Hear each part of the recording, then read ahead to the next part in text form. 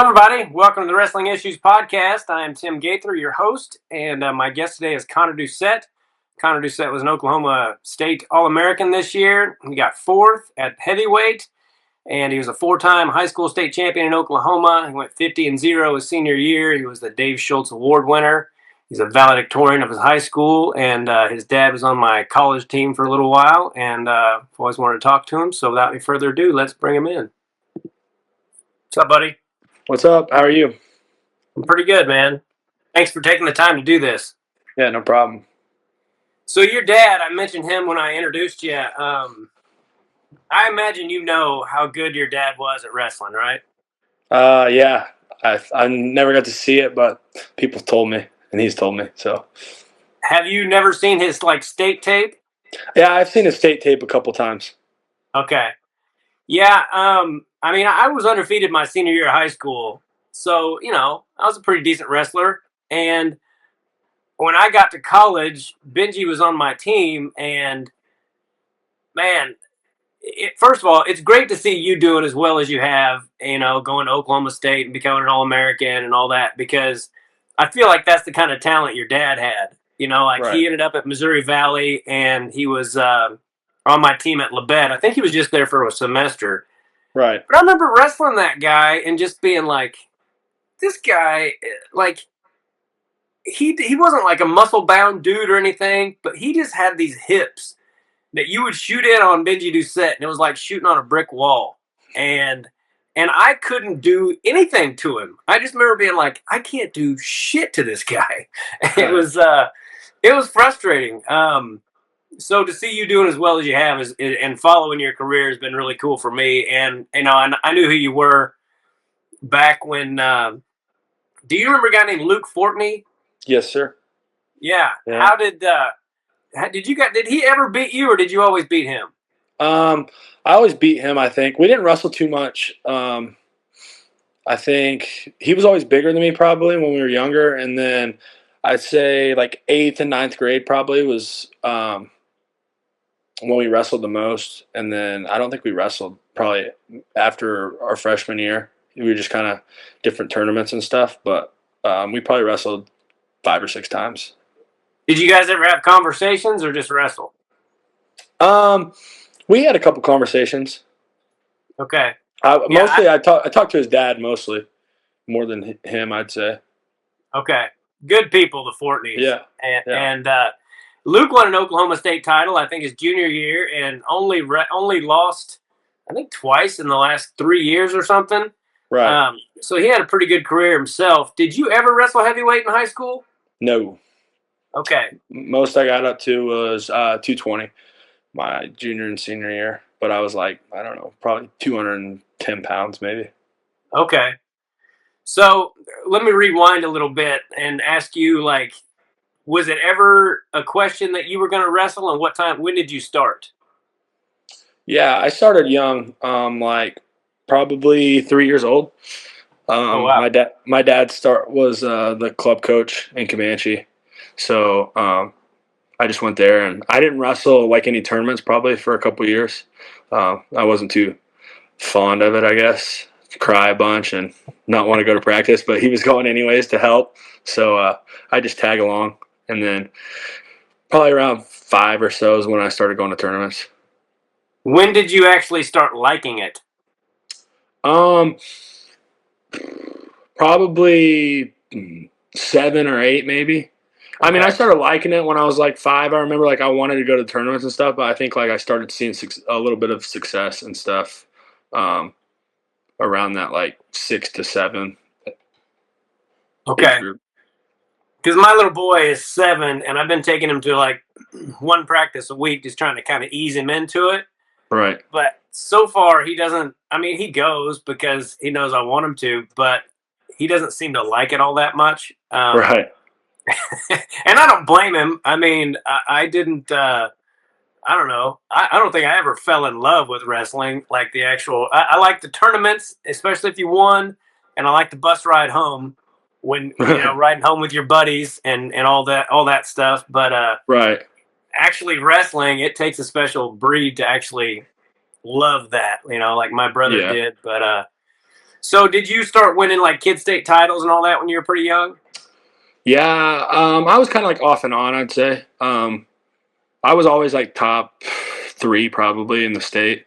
And then I would say like 6 and 7, I was doing pretty well. And like right around 7, I kind of got in a little slump and quit listening to my dad because he's my coach. And luckily he was smart enough to decide that I needed to go somewhere else to wrestle. And I started going to a club, and that's really kind of where it took off, probably about around that 8 age. So Benji stopped coaching you? Yeah, yeah, he quit coaching me. Well, he would coach me at tournaments and stuff, but like, and if they needed me to, and he'd help me. But I was going at about 7 or 8.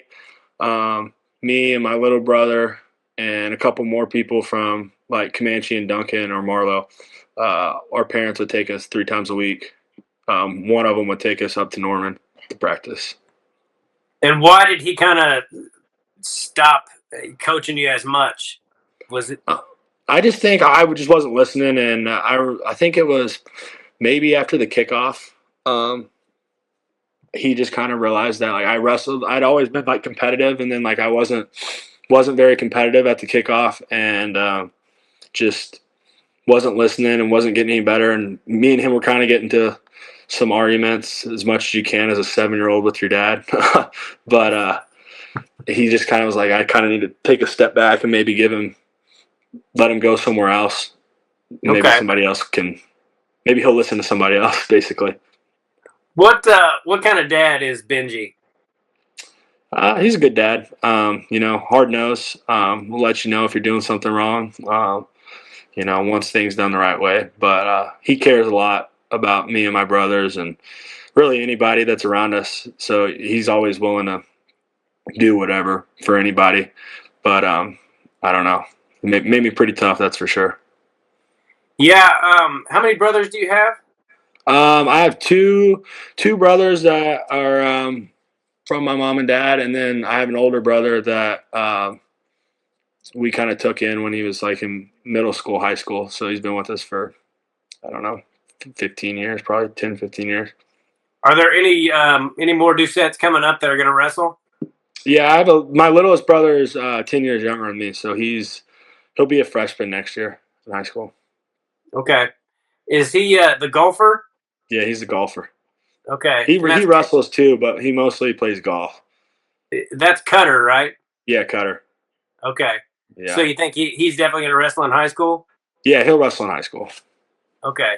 Yeah. Are you guys pretty good there at Comanche, like historically? Yeah, we're pretty good. We have, I think when I was in high school, we didn't get any worse than third, but usually about every 10 years or so, we're competing pretty up there for a state title. Just kind of small town, kind of goes in waves. I feel like. Yeah. But, we're a little down right now, but not too bad. I mean, I think we were top 10 this year in the state. You know, I should know this because I had Benji on my podcast a couple years ago. But did he graduate from Missouri Valley? No. Okay. No. So did he ever All American or any of that stuff? No. Okay. I think he got. I think his last year, I think he was ranked number like 1 or 2 in the country, and then blew out his shoulder, so he ended up not. That's right. Finishing that season. Okay. And the reason I ask is because I imagine like you went on to become a valedictorian, so you're obviously, you got the academics down. You're not just an athlete. And I imagine that part of that was because your dad was like, you know what? I know that these kids are going to probably have some skills, and they're not going to make the same kind of. They're not going to do the things that I did. Right. Not that your dad was some screw up or anything, but did he instill that in you as far as like the academics and all that?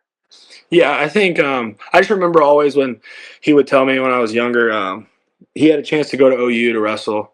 They gave him some sort of scholarship or whatever, but back then his dad never wrestled but was involved, but he just didn't really understand how the scholarships worked and stuff. So he was like, "You're not going to go to OU for a partial scholarship when you have you can get your college paid for to go to Missouri Valley or Labette or wherever." He's like, that's just not going to happen.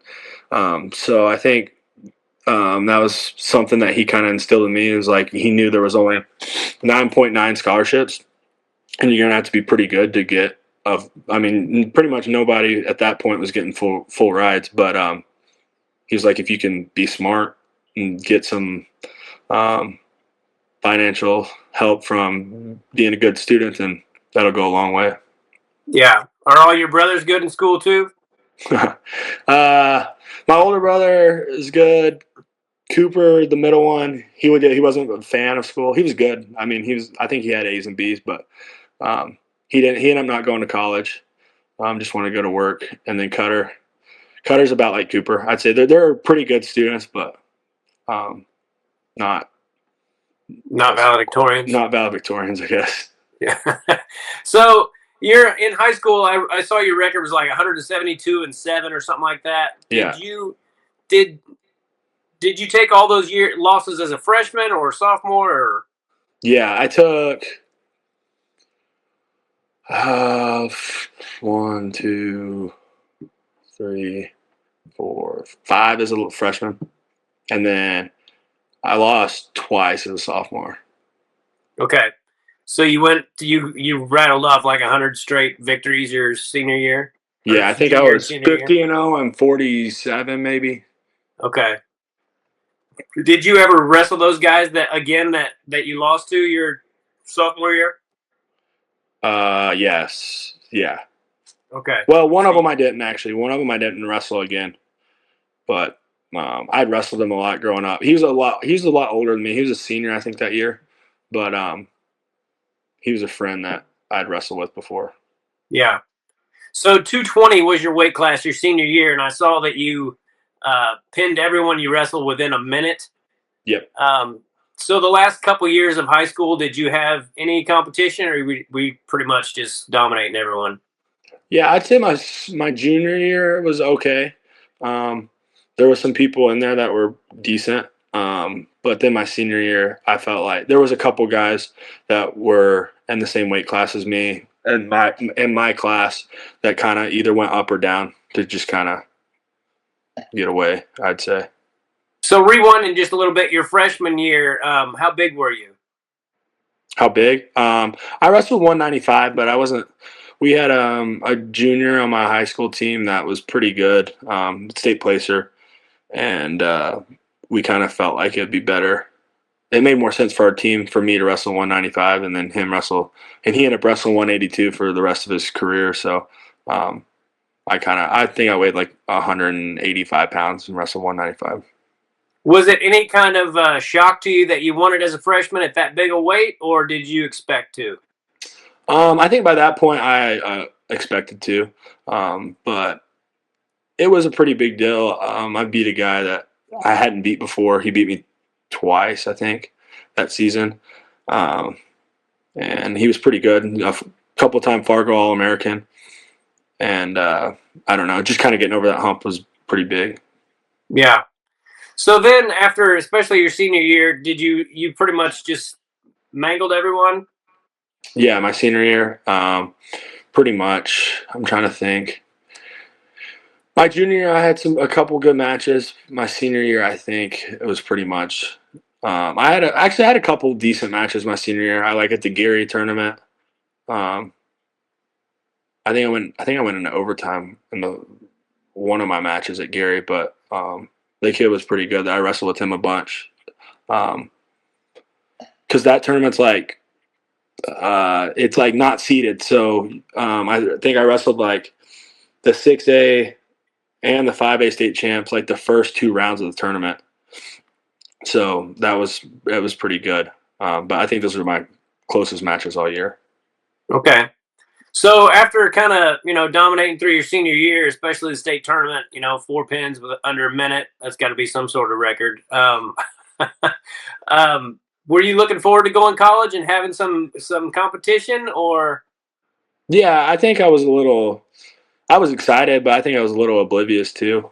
You know, you kind of get used to. I mean, you see it all the time. You kind of get used to kicking the crap out of people, and you think you're unstoppable, and it'll humble you real quick. When somebody's trying, even if they're not as good as you, but they're still trying really hard, it's tough to get Yeah. used to that. Well, dude, I was looking through the Oklahoma State roster last night, and I was just clicking on random names that I hadn't heard of that weren't Right. starters or whatever. And there were guys in there that were four timers and had these crazy records in high school, and you know, you just realize like Division 1 is no freaking joke, man. Yeah. I mean, if you can go undefeated in high school, I saw one guy that was on your team that was his redshirt sophomore, and he wasn't the starter, and he was like 140-0 in high school, and I'm sure he's a great wrestler. But someplace like at Oklahoma State, you know, even I tell people all the time, if you just sit on the bench or don't start for 4 years at a Division 1 program, you're still going to be a badass, you know, Yeah. in society, you know. And so when you got there, was it humbling at all? Yeah. Yeah. I think the biggest thing for me getting here was, like I said, I weighed like 210 pounds. So when I graduated, they told me that they wanted me to wrestle heavyweight.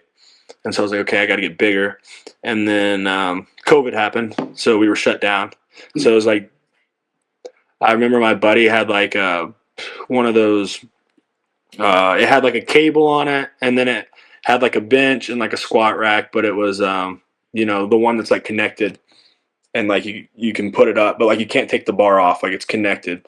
So I'd Okay. go over there in the mornings and lift, and then I'd go home, um, hang out with my dad and brothers. And my cousins live 100 yards from us, on like right across the pasture. So we just hang out all day, play cornhole, and eat as much food as I could. So when I got here, I was like 240 pounds maybe, but it wasn't necessarily like the best 240 pounds. So just getting used to having that all that weight on. I got tired really quick, like not so much like breathing hard, just like I was just like body was fatigued, not used to carrying the weight. So that took me a while to get used to. And we just ran the whole time because we couldn't. When we first got here, we couldn't wrestle.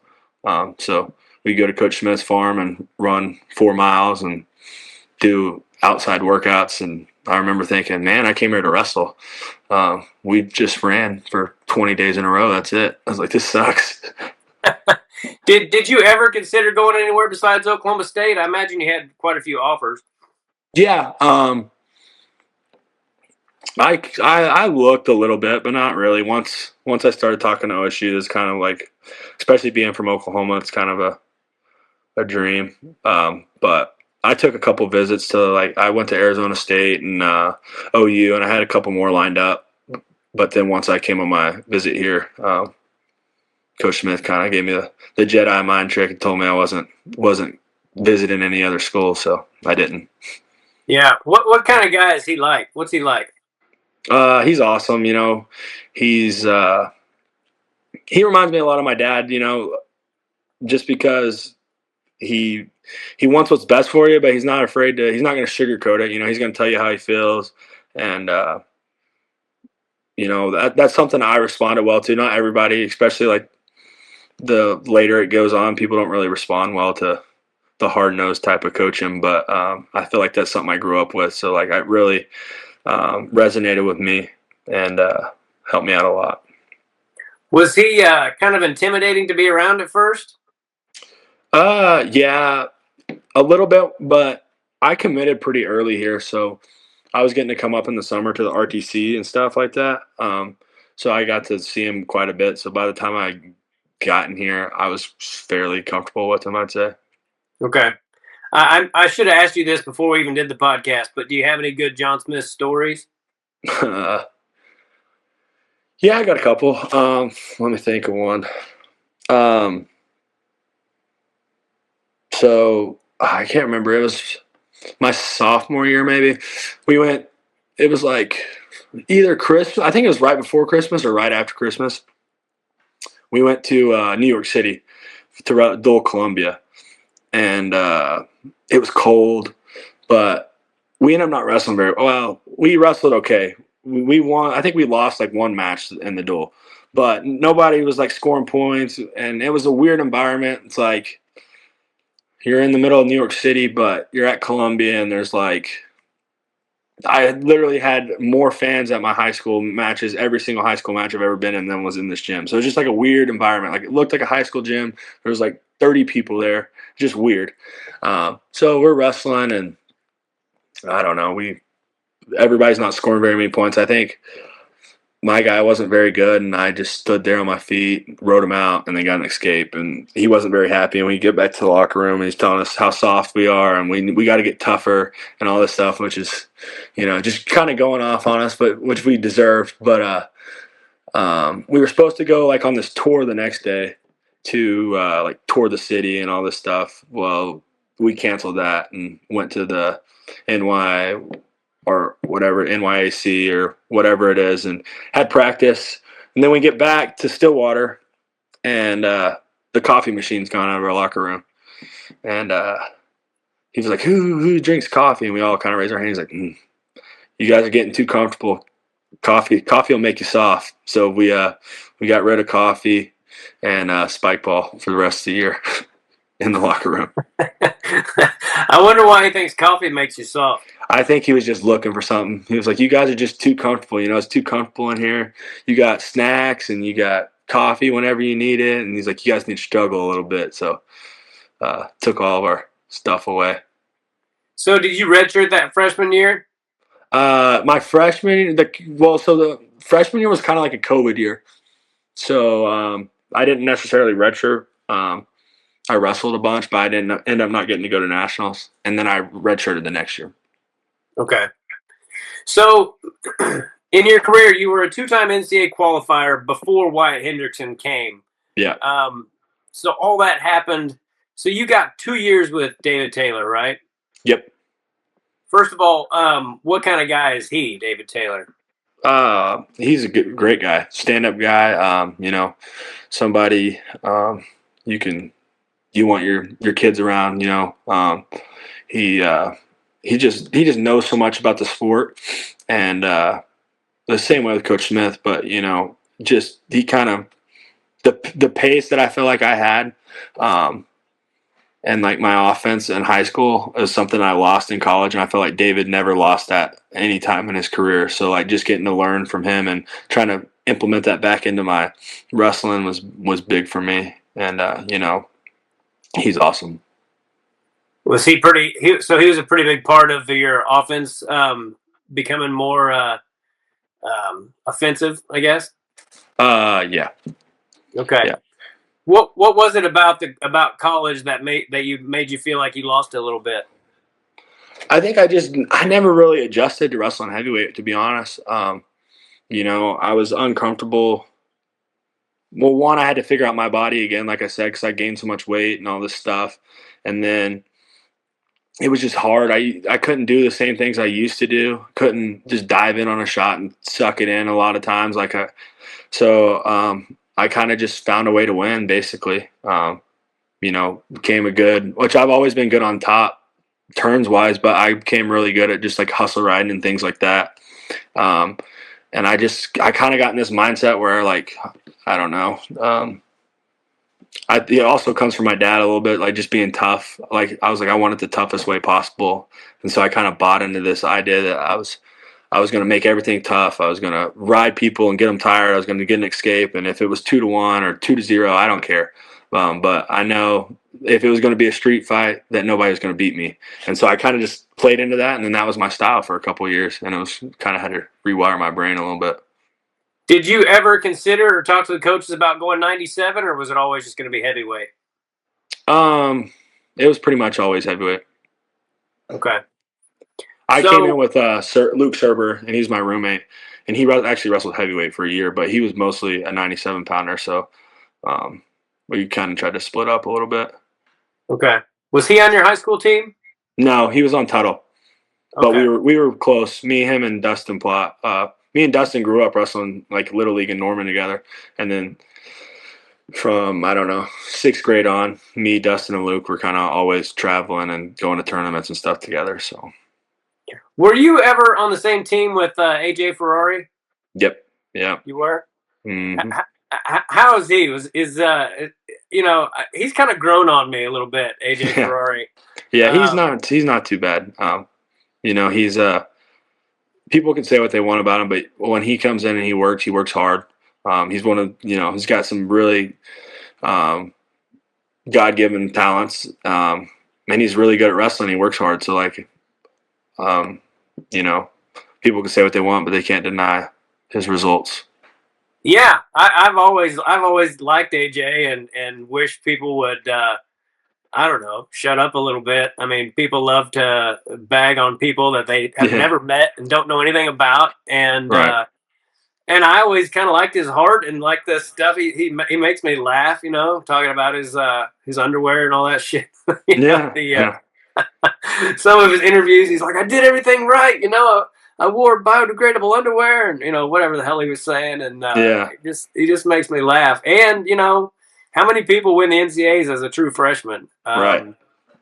So, so David Taylor comes, and was that a shock to you at all that Coach Smith was leaving, or did you know? Um, it wasn't like it was a shock, but not like too big of a shock. I'd say that he was leaving.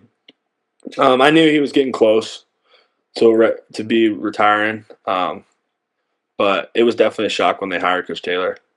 Yeah. So not only does Coach Taylor come, but then Wyatt Hendrickson transfers. Hmm. And how did you feel when you found out that he was coming? I think at first, just like anybody, I was pretty pissed off, and kind of got in a bad attitude. Like, why is this happening to me? I thought these coaches, cared more about me, and all this, basically played the poor me victim thing in my head. Not really to anybody else, but just sitting at my house. Took me a little while to get over it, a couple days, but got my head back on straight and had a couple hard conversations with myself and with the coaches and everybody, and just kept rolling. Did you guys wrestle off or anything? Yeah, yeah, yeah. He beat me. I don't know what the score was. It was pretty close. But I kind of just had the conversation with the coaches, and they were basically saying, "Hey, we're going to wrestle both you guys, all year. Like you're going to get an opportunity if you want it. You guys are going to make each other better. Um, you know, you guys are both going to be ready to go. If I win the wrestle off and I wrestle, he's still going to be ready to go just in case I got hurt. The same way with him, if he started, and luckily, he didn't get hurt or anything. But I just really sat down and kind of thought to myself, like, I want to be here at OSU. Like, this is where, um, if it happens for me, this is where I want it to be. And I want to be a national champion. So um, I'm going to have to beat Wyatt Hendrickson to be a national champion. So why would I leave where I think I can do it at, type of thing? So you never considered going anywhere else? No. Okay. Um, and ultimately, it probably made both of you guys better, right? Oh, yeah. Yeah. Yeah. I mean, it seemed like when you came out this year, I could tell right away. I was like, this is a different guy. You were your offense was more offensive. Saying that, but I don't know how else to say it. And it seemed like your body type changed a little bit. Like Yeah. um, you just looked like a freaking badass out there. And I mean, not that you never did, but you just look like a different guy. And and I really enjoyed watching you this year. How did that feel to get over that hump and place as high as you did? It felt good. It kind of like the best way to describe it is like, well, it's about damn time. I felt like I should have done it a couple times before that, but um, it was special just because that last year was tough.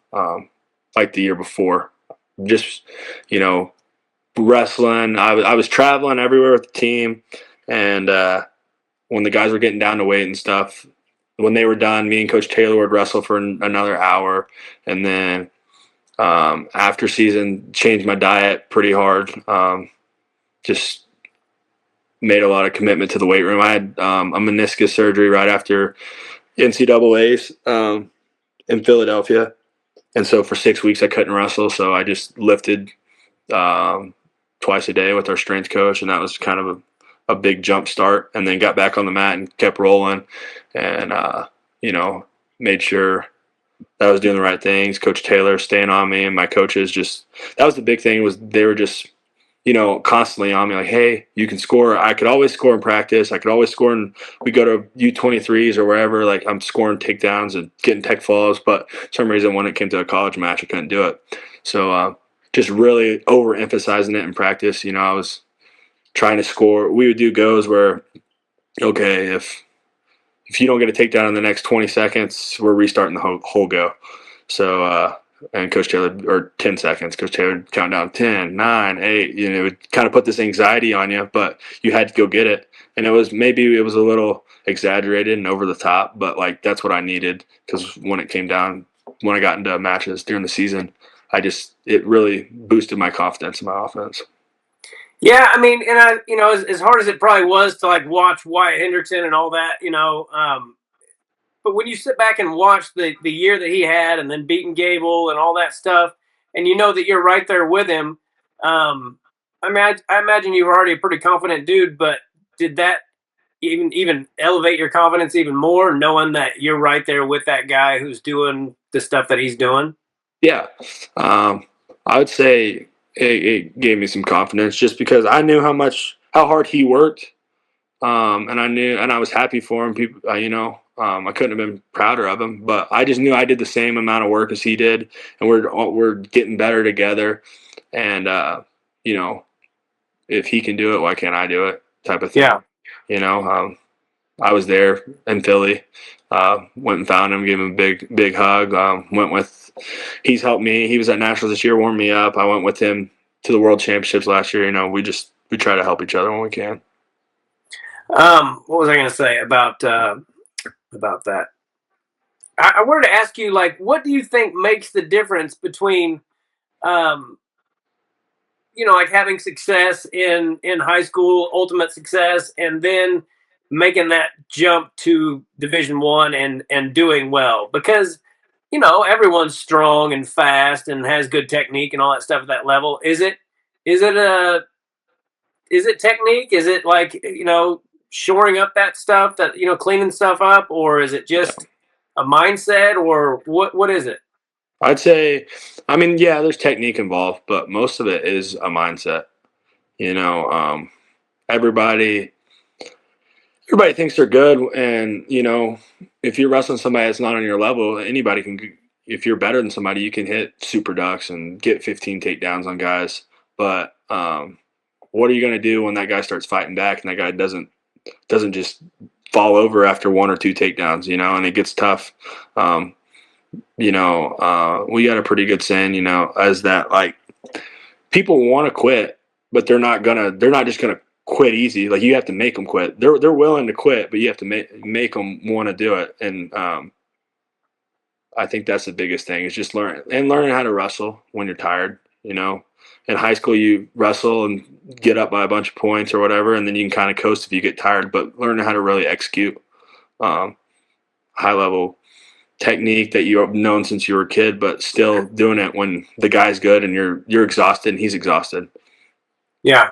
Yeah, I tell my little boy all the time, I'm like, if you don't quit, they will. And every now and again, you're going to get a guy that won't quit either. And that's when you got a fight on your hands. Yeah. So what do you think that is about? Like, you watch a freestyle match and these guys are trading takedowns like crazy. And then you see the same guys wrestle in a collegiate match and they can't hardly get a takedown on each other. Yeah. And takedowns are takedowns. So what do you think that is? You have an opinion on that? Yeah, I think it's more just the fear of exposures. It really is mostly what it is, or giving up force. Somebody gets in a high crotch and runs down a double leg, you're more likely to turn down and freestyle, just because you can give up a four going to your back. Or same way with the scrambling. The scrambling's high level now, so like you still see it a lot in freestyle, but you still can't go roll across your back. So sometimes folk style, you can save or keep from giving up a takedown if you have to roll across your back. So Yeah. I feel like which really, there's not that big of a difference in between, but I feel like just consciously in your head, really it's the fours I feel like are the biggest thing. Yeah, yeah. That's I've never even thought about it that way. It just always seemed weird to me, but now it makes total sense as to why there would be more takedowns. What kind of feel does David Taylor have when you wrestle a guy like that? Like, I mean, you talk about on another level. That guy is just. I mean, he's kicked the crap out of everybody at every level. Right. Um, what's it feel like to wrestle that guy? It's exhausting. He's just he's all over you. He's picking this side, picking that side, single, pull back out, snap down. You stand up, he's going to shoot again. It's just all it's go go go the whole time. And I think his biggest attribute is if he smells blood in the water, you're done. You should never let him know that you're tired or that he's got a little inch on you because he's not. He's as nice of a guy as he is. He's not. He's ruthless when it comes to that. He's not going to let up if he knows that he can get you, Yeah. and he So smothers you. let's talk about your team a little bit. Are you sad that it's over now? Because man, you guys are really on the verge of something special. I feel like in Oklahoma State, like Yeah, no one thought anybody was going to challenge Penn State, and I feel like you guys are the team to do it. yep, So are you sad that it's over? That part of it's over? yeah. I'm a little sad, but you know Yeah, it is what it is. We got new sure. guys. We got new guys coming in, and um, I don't think it's. I don't think it's if, it's when. Um, you know, and it doesn't matter that it's Penn State or whoever. We're not training to beat Penn State. We're training, to beat everybody. We're training to beat ourselves, basically. Yeah. Can you give us any inside information on like Sergio Vega? Is there any way that guy can make 41 again? I don't know. We'll see. I think if he wants to, he can, and if he doesn't want to, then he'll go 149. He can do whatever he can do whatever he wants to do. You know, if he can go a full year without giving up a takedown, I think he can make I, 41 again if he wants to. But if he doesn't want to, then I know. The scary thing about Sergio Vega to me is that, I mean, the guy didn't give up a takedown his whole year, but watching him, I feel like he's got a lot of room to get better. Like, I oh feel yeah, like he's just going to continue to, because he didn't score a ton of points, but if you can't score on him, it doesn't matter. But I feel like he's just going to continue to open up and I want to say be something special, but obviously he already is. right, And you got a whole room of team, you got a whole team full of guys like that. yeah. Jax Forrest. I mean, you talk about a guy who just kicks the crap out of such good dudes. Anyway, do you have a favorite person on that team to watch? Uh, on our team this year, I liked pretty much everybody. It's hard to pick. I always enjoyed Troy, just because I always felt like if Troy got off to a good start, our whole team was off to a good start. Like the matches, the duels where we were it kind of got a little dicey. I feel like it was when um, Troy started a little dicey. I just felt like he was the tone setter. That's why we called him the spark plug. And so I felt like when he was out there scoring points and being his normal self, everybody kind of fed off that. But I really liked watching him and Jax and Sergio just because I felt like I could watch those three. I don't like to be out there too close to my match, so I felt like I could watch those three, and then I'd go to the back and kind of chill out for a little bit and start worrying about myself.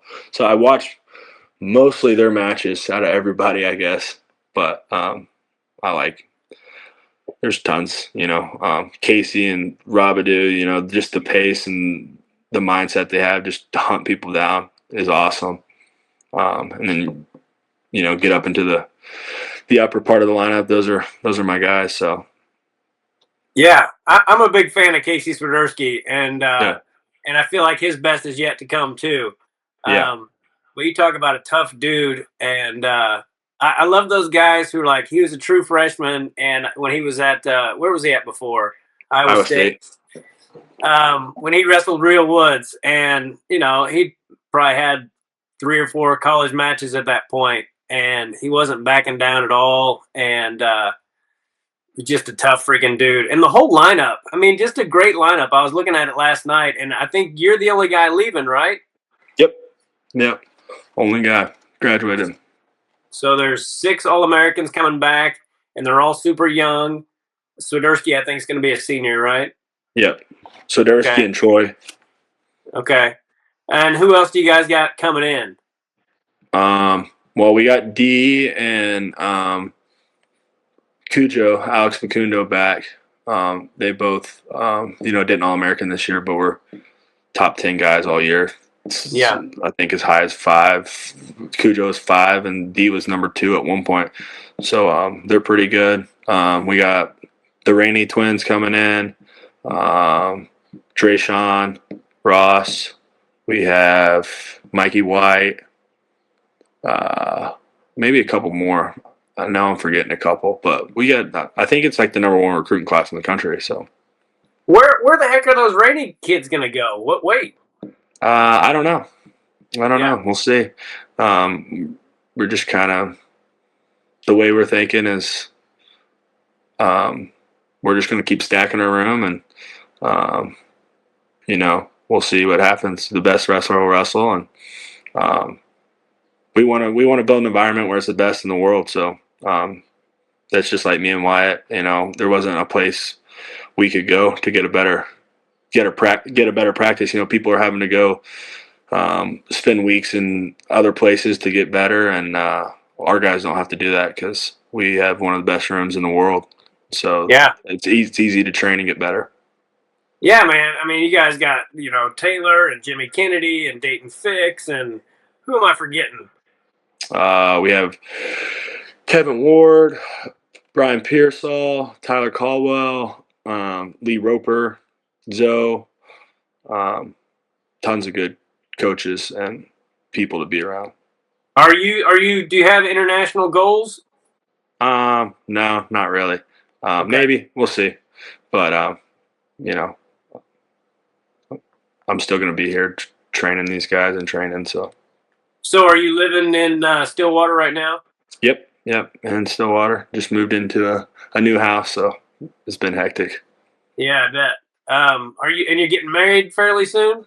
Yep, September. What kind of future goals do you have? Like,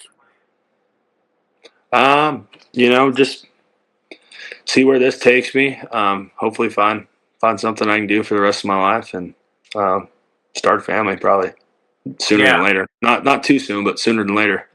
Yeah. Yeah, well, I'm 51 now, and I've got a 7-year-old, and it doesn't get any easier, buddy. Yeah. So, yeah, I mean, I definitely think that it was the right time for me too. I don't think I would have been near as good a dad at a younger age, me personally. But it's hard, man, and you never want to tell your boy like, my knee hurts, or I can't jump on the trampoline because XYZ. You just Right. kind of you suck it up because you don't want your kid to think you're a puss. So what kind of leader was Landon Robidoux? How do you say his name? Is it Robidoux? Yeah, Robert. Okay, yeah. What kind of dude is he? He's just a killer, really. Real quiet, but like he'll talk, but not a lot to people. He just comes in and just relentless, does his work, doesn't run from anything. One of my best friends, Teague Travis, was on our team and a couple-time national qualifier, and Landon ended up beating him in the wrestle off, but he never once. He could have been like, "Hey, coach, I don't know if I can do this. Maybe I should redshirt. Maybe I should go a different way." He just kept his head down and worked and wrestled, and then good things happen when you do that stuff. And he just had a level of confidence, really, out of all those freshmen. He had the most confidence I've ever seen, but people didn't really know it because he doesn't talk a whole lot. But like he would always be like, "Yeah, I'm gonna go tech this guy," like just real nonchalant, or "I'm gonna go pin this guy," and then he'd go and do it. And don't show a whole lot of emotion, but like you're like, man, this dude's just got some confidence. Like, and it's not like cocky confidence. It's just like he you believe him when he says it, but you're not like, man, this dude's a dick for saying this. You're just like, oh yeah, that's what he's gonna do. Yeah. Yeah. And he's another guy that's like, you see all these guys who are obviously so good already, and you see how much better they can become. And Yeah, that's got to be super exciting as a coach and a fan. And I've got a nephew who he wants to go to Oklahoma State, and he got started wrestling a little bit later, but I would love it if he ended up going there. How well he does, we'll see. That's the thing about college wrestling too, is sometimes people can be dominant in high school, and then they get to high school or college and they get their butt kicked a few times, and it's really difficult for them. right. It's hard to be a 3 or 4 time state champ and then not be able to get a takedown for a month and that kind of thing. And I've heard that a lot. What do you think is the reason that young guys are doing so well now, as opposed to like when I was wrestling, dude? Freshmen did not do this. It was like extremely rare, especially for a true freshman, Right. to compete like this. Yeah, I think they just one, they have exposure to a lot of stuff. Now there's the internet and there's everything, so you can get any technique you want to get. Now whether you apply it correctly or not, it's another thing. But so they have a lot more access to stuff, and then two is just like once somebody, I feel like once somebody does it once, it's not easy, but people see that you can do it. Um, you know, like now people are gonna be like, oh, Jax Forrest, he came in as a freshman, and people thought he was crazy, but he went out there and won a national title. And is it going to be easy for somebody else to do? No, but they're going to be like, I know somebody's done it before, so it can be done. And I think that gives a lot of confidence to these young guys, and kind of started seeing it. I don't know, 4 or 5 years ago, these kids were doing good at open tournaments, and that's kind of where it started, and then just kind of escalated from there. Yeah, I mean, to see these guys who haven't even wrestled a college match yet at some of these freestyle tournaments beating um, national national finalists and all that stuff and national champions, and um, it's just crazy to me. What do you think you're going to miss the most about wrestling if you're in fact done? um, I think just the test of it. I liked the test of wrestling. I liked that.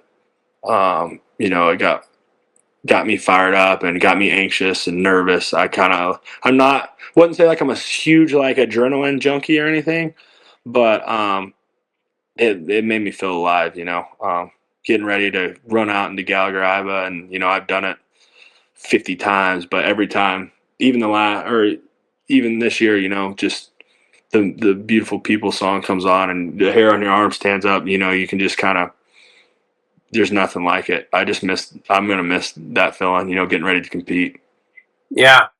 Yeah, I tell people all the time I'm a stand-up comedian for a living now. I've been doing it for a living for 20 something years, and wrestling kind of prepared me for that. Like it's the same feeling you get before you go out to do stand-up comedy. I like have to take deep breaths and like talk to myself and pace back and forth, and a lot of people don't understand that, especially as long as I've been doing it. But it's just, and I don't even know why I do it sometimes, because Right. I get so anxious about it, and that's how I felt wrestling. Like I remember my last college tournament, just being like, "Why are you still doing this to yourself?" Like, Yeah. because I wasn't near as good as you, so I didn't know that I was going to win most of the time. I was like, ah, shit, what if I got myself into? Yeah. I remember I um, was really anxious most of the time. Until this year, I just kind of had some confidence this year. So most of the time this year, I wasn't really that anxious. So I did really well with my nerves. But I just try to always remind myself that um, anxiety is the same thing as excitement. It's literally the same feeling. It's just like the perception that your mind takes it. So I was like, if I ever started getting anxious, I'd just be like, man, why are you nervous about? You're not nervous. You're excited to do this. So I kept telling myself that. And really the only time I ever got super um, nervous was, I'd say, the quarters and the blood round. I played it calm. cool and collected, but I was freaking out a little bit on the inside, just kind of because I knew it was, quarters was a chance to, still become a national champion, but it also, you win the quarters, you're an All-American. And so nervous for that one. And then the blood round is like, well, I got one more chance at this. Here we go. Who did you wrestle in the quarters? Trumbull. Okay. How did that match go? I didn't get to see that one. 3-0. Okay. He took me down early, probably about a minute in, kind of snuck me, threw a leg in, and then rode me out. And then I went down and let him throw a leg in, tried to leg slip him, it didn't work, and he rode me out. And then he went down, and I rode him out. So, okay. Pretty boring match, but. Yeah, but you were right there with all those guys, man. Younger and Isaac Trumbull, and didn't you wrestle AJ this year? Yeah. Okay, and that was a super close one. Yeah. So nobody 2 seconds riding time, I think. Yeah, nobody blew you out. Nobody got away from you, really. It was all close matches that you lost, and to me, I mean, you did seem like you were always good, obviously, but you seem like you had improved a lot in that last year. So as much as that may have sucked at the time, I think it benefited you a lot, and I selfishly hope that you keep wrestling because I think that you could just continue to get better. I mean, obviously that's up to you, and I know how much wrestling takes, but So do you think maybe there's a chance you'll keep going? Yeah, maybe. I'm still going to be around. I'm going to help train these guys for the next college season and the worlds and stuff. And we got final legs coming up pretty soon, so I'm training these guys right now. But I don't know. We'll see. If I get the itch, I'll get back out there. Yeah. Well, I hope you do, man. I won't keep you too much longer. But what's the hardest thing you've ever dealt with in your life, if you care to talk about it? And did wrestling, as long as you have, help you get through it?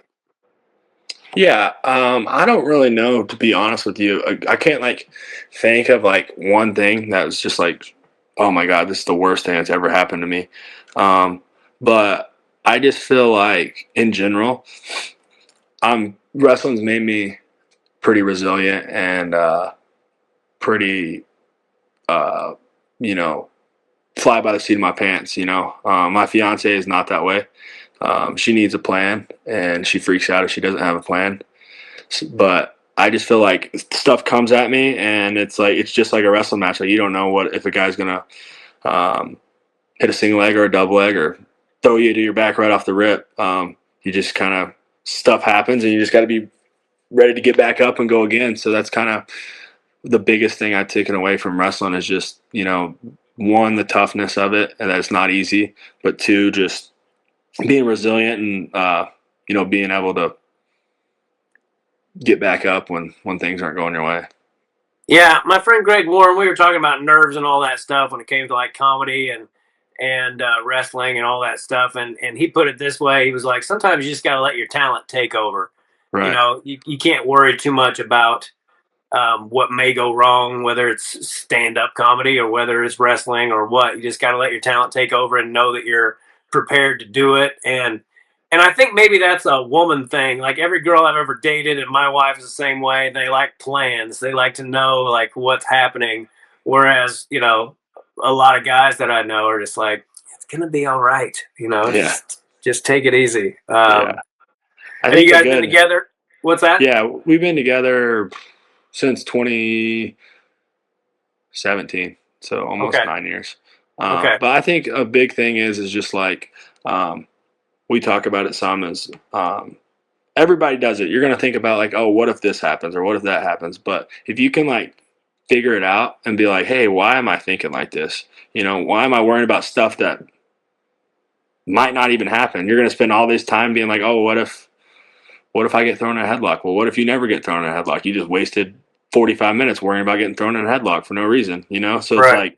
It's we always say control the controllables, Yeah. Just control what you can control and don't waste your time on anything that may happen. Just keep going. Yeah, and when you get down to it in life, um, there's hardly anything that we really control. Your Yeah, attitude and your effort, those things are yeah, cliches for a reason. yeah. Um, but you don't control anything, dude. I mean, No. you don't control people, places, and things. And when you simplify it like that, it makes your life a little easier. Can you point to one guy you've ever wrestled that was probably the toughest in competition or even in practice? Yeah. I don't know. I wrestled a lot of good guys. You know, competition wise, but probably Coach Taylor. Honestly, Yeah, is just a guy. Just his pace and his willingness to do what other people won't do. Basically, he's just going to wrestle as hard as he can until you can't wrestle no more. And if you're going to wrestle him, I've learned the hard way. You got to get on him first, because if he takes you down, he's not going to let you up. yeah. And he's going to exhaust you on the bottom. So try to take him down first and don't let him up. What about competition? Has anyone ever just put it on you? Now, why at one time when we early in our career at the Big 12s, he majored me once, kind of snuck me. He got a takedown with like 2 seconds left in the period, and he kind of like acted like he was just going to set on my legs. Like I felt his body relax, so I just kind of relaxed, and he jumped up real quick and took me to my back and got a quick 2 count. So I'm pretty sure that's the only time in college I ever got bonus points against. Okay. So I guess Wyatt would be the answer. He's the Yeah, one that beat me the worst. yeah. So there was nobody when you were a kid that just whooped you all over the place, and you could never beat I them. mean, I had my fair share of butt whoopings as a kid. Um, I don't know. I'm trying to think. I was pretty competitive, like especially once I got to middle school. I did most of the winning and never really got beat up too bad. Um, but I don't know. There was a kid when I was like real little from Chickasha, Cape Moncrief. He chin whipped me a couple of times. I'd be kicking his butt, and he would chin whip me and pin me. So that one hurt a little bit. Yeah, I think he got me and Dustin a couple of times. yeah. Well, man, I'm sure I'm going to get off here and be like, "Damn it, why didn't you ask him that?" But I'll let you go. Is there anything else that you'd like to say before I let you get out of here? No, I appreciate you having me on, and I can't begin to describe what wrestling's done for me. So I'm just trying to give back in any way I can to it. Help the next wrestlers any way I can. Yeah, man. Well, I've known who you were for a long time, just from like when Lucas Fortney would come to my shows and we would hang out a little bit, and he would tell me about how what a badass Benji Doucet's kid was, and so it's cool, man. It's really cool for me to have wrestled your dad and felt how good that guy was to see his kids doing so well, and so I really appreciate you taking the time to do this, and don't close the door quite on wrestling because I think the best is yet to come for you if you want it to. And it was really great for me to watch you All American this year. And like you said, I know you probably could have done it a couple times before that, but seeing you reach um, most of your potential. I know you want to be a national champion, but getting fourth in the country at a D1 and pushing everybody in the bracket as much as you did. Something to be very proud of, dude. So I just want you to know that a lot of people are proud of you, and it's cool, man. Yeah, I appreciate it. You bet, buddy. All right, man. Well, I'm gonna send you a friend request, or you send me one on Facebook, and then I'll send this to you. And if you could share it, that'd be awesome. Yeah, no problem. All right, buddy. Take All care, right. man. Have a great Thanks for day. having me. You You too. bet. Tell your dad hello. I will. Bye bye. Bye.